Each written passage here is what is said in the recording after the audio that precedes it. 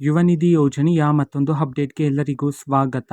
ನಾನು ನಿಮ್ಮ ಪ್ರೀತಿಯ ಶಿವು. ಇವತ್ತಿನ ಒಂದು ವಿಡಿಯೋದಲ್ಲಿ ಯುವ ನಿಧಿ ಯೋಜನೆಯ ಫೆಬ್ರವರಿ ತಿಂಗಳಿನ ಹಣಕ್ಕೆ ಸಂಬಂಧಪಟ್ಟಂತೆ ಈಗ ಮಾಹಿತಿಯನ್ನಾದರೆ ತಿಳಿಸಿರ್ತಕ್ಕಂಥದ್ದು.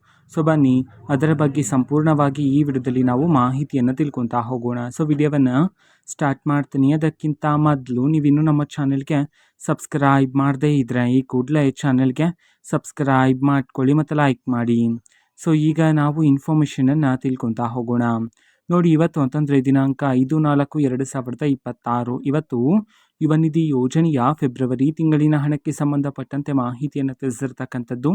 ಇವತ್ತು ಎಷ್ಟು ಸಾವಿರ ಜನ ವಿದ್ಯಾರ್ಥಿಗಳಾದರೆ ಯುವ ನಿಧಿ ಯೋಜನೆಯ ಫೆಬ್ರವರಿ ತಿಂಗಳಿನ ಹಣವನ್ನು ಇವತ್ತು ರಿಸೀವ್ ಮಾಡಿಕೊಳ್ಳಲಾಗಿದೆ. ಈ ಒಂದು ಮಾಹಿತಿಯನ್ನು ನಾವು ತಿಳ್ಕೊಳೋದಾದರೆ ಇವತ್ತು ಕರ್ನಾಟಕದಲ್ಲಿರ್ತಕ್ಕಂಥ ವಿದ್ಯಾರ್ಥಿಗಳಲ್ಲಿ 4,000 ವಿದ್ಯಾರ್ಥಿಗಳಾದರೆ ಇವತ್ತು ಯುವ ನಿಧಿ ಯೋಜನೆಯ ಫೆಬ್ರವರಿ ತಿಂಗಳಿನ ಹಣವನ್ನು ಇವತ್ತು ರಿಸೀವ್ ಮಾಡಿಕೊಳ್ಳಲಾಗಿದೆ ಅಂತ ಹೇಳಿ ಈಗ ಮಾಹಿತಿಯನ್ನಾದರೆ ತಿಳಿಸಿರ್ತಕ್ಕಂಥದ್ದು.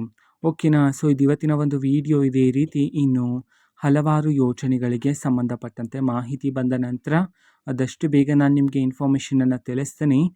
ಅದಕ್ಕೋಸ್ಕರ ಚಾನಲ್ಗೆ ಸಬ್ಸ್ಕ್ರೈಬ್ ಮಾಡ್ಕೊಳ್ಳಿ. ಮತ್ತೀಗ ನಾವು ಫೇಸ್ಬುಕ್ಕಲ್ಲೂ ಸಹ ಈಗ ವಿಡಿಯೋಸ್ಗಳನ್ನು ಅಪ್ಲೋಡ್ ಮಾಡ್ತಿದ್ದೀವಿ.